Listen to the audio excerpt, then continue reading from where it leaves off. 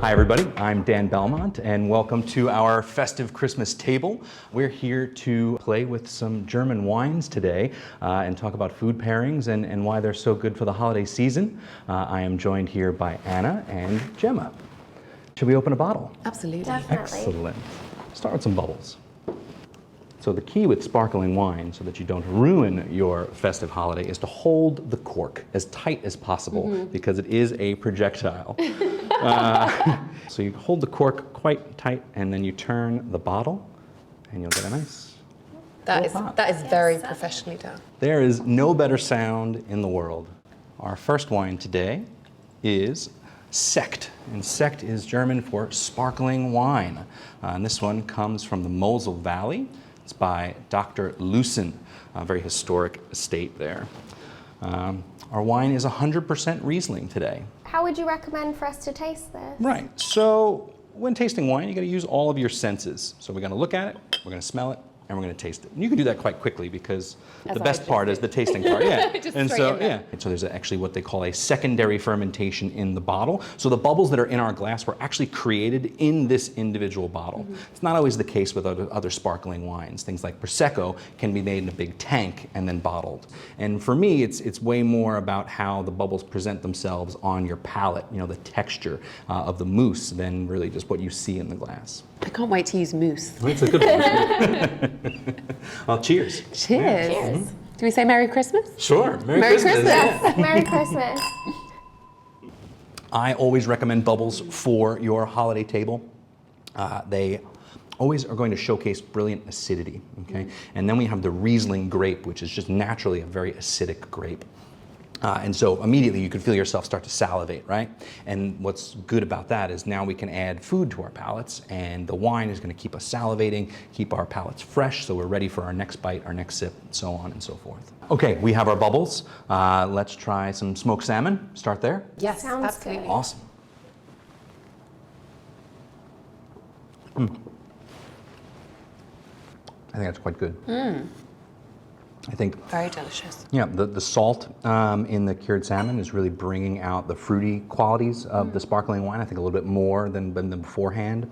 I think the smoke is actually a really nice underpinning that just, again, makes the wine seem all that much more brighter and fun. Yeah. And also in terms of sweetness or alcohol, what's the how strong an alcohol is this? What's the alcohol content? So this bottle is fairly middle of the road, 11.5% alcohol. Okay, so you could drink that all through dinner? Absolutely, yeah, absolutely.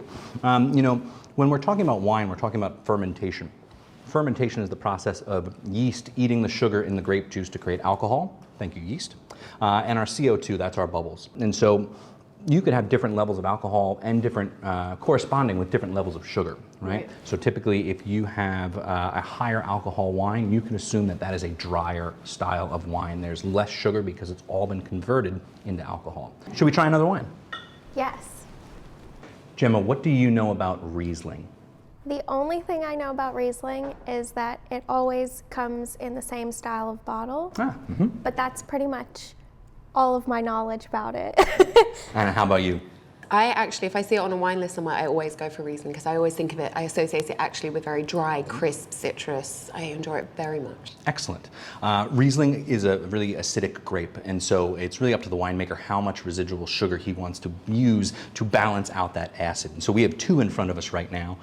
The first one is from the Mosel. It is the Axel Pauly. It's the Tres Naris Riesling, and Tres Naris actually means three noses. And so you look at this label and you believe you're looking at the river and the mountains, but actually if you turn it on its side, it is the profiles of the three generations of Pauly men that have managed the estate, which is super cool. And so that's the wine on the left. Okay. On the right, we have the Riesling Feinherb from Weingut Frey. And so what the really difference between these two is the Riesling Trocken. Trocken means dry, okay? And this is the Riesling Feinherb. Feinherb is an unofficial term for half dry or slightly sweet. There was a lot of mass-produced sweet Riesling on the market in the kind of late 20th century. And really what's impressive is how Germany has pivoted towards the more modern palates which are looking for drier styles. And the drier styles are really favorites of sommeliers as well because they have such great acidity, they're always going to pair well with food. So let's give them a try. Yes. So we should have dry on the left. Let's try that one first. Lovely. What do you guys think of this one? So at first, it smelled really minerally. And then now after, the taste is really like fruity and almost like mango-y. Yeah. And Oh, really? yeah, Yeah, It's I am very getting that tropical. tropical, yeah. it's really nice. Absolutely, and it's festive, it's fun, it's bright, and they're lively. That acid again. I'm ready for some food because I'm just salivating. I need a cracker, I need some cheese. So let's try this one with the goat cheese. I think that'll be really nice.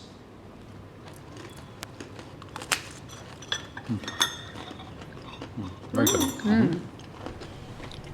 Oh, it almost kind of mellows out. Yeah, Immediately changes everything, right? Yeah, that's a very lovely I pairing. really like that. Yeah. I think it actually brings out some of the goatiness of the cheese. You know, just a bit more of that barnyard, a little funk, and I really like that. You know, we're eating a mold ripened cheese. But yeah, quite nice, and my palate is fresh, and I am ready to go for more. So let's try the second one and see what we think the differences are. This Very is different, yeah? totally different. I really like both of them, but That kind of feels grassy to smell, but almost a slight fizz, or it's like, Yeah, it's a young wine, and so it's going to be a little lively. It might have a little effervescence, a little bit of CO2 left kicking about. Sausages? Yeah. Sausage? Excellent. and you? I'll take one, thank you. Lovely. And this should be perfect for our red wine, which is the Braunwell Pinot Noir. In German, they call Pinot Noir Spätburgunder. And so this one is kindly labeled for the English-speaking audience, but it does say Spätburgunder Trocken on the back, so a dry red, a dry Pinot Noir. Okay, that's a good tip. Absolutely, yeah. I mean, Germany is actually the third largest producer of Pinot Noir, which you wouldn't necessarily think, but it's probably because it's labeled Spätburgunder. And so, What should we be smelling for this wine? well, typically with Or our, should we be smelling anything? you should always be smelling something, right? But you know, compared to Riesling, Riesling is a very overt aromatic varietal. Those aromas really do jump out of the glass. And so when you're working with Pinot Noir, that oxygenation really does a nice job of Yeah. waking up what's going on. It still doesn't feel heavy. Yep, and you know, and so Germany, generally speaking, is a cool climate growing region. Yeah. You're not getting this intense ripeness out of the fruit, and so the grapes are always going to have great acidity. And if the winemaker knows how to control that, the wine should have great acidity, and that's across your Pinots, your Rieslings, your Sparklings, all the varietals. Yeah. And again, perfect for complementing your foods.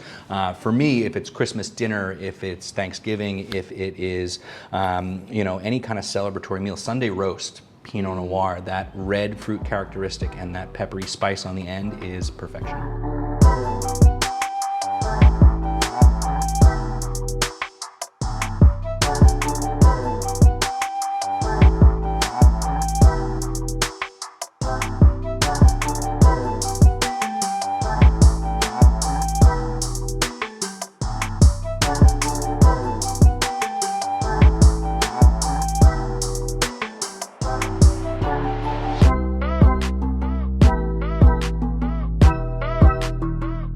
Thanks so much for joining us to talk through all the brilliant German wines that are available for your Christmas table. Merry Christmas, everybody. Cheers. Cheers.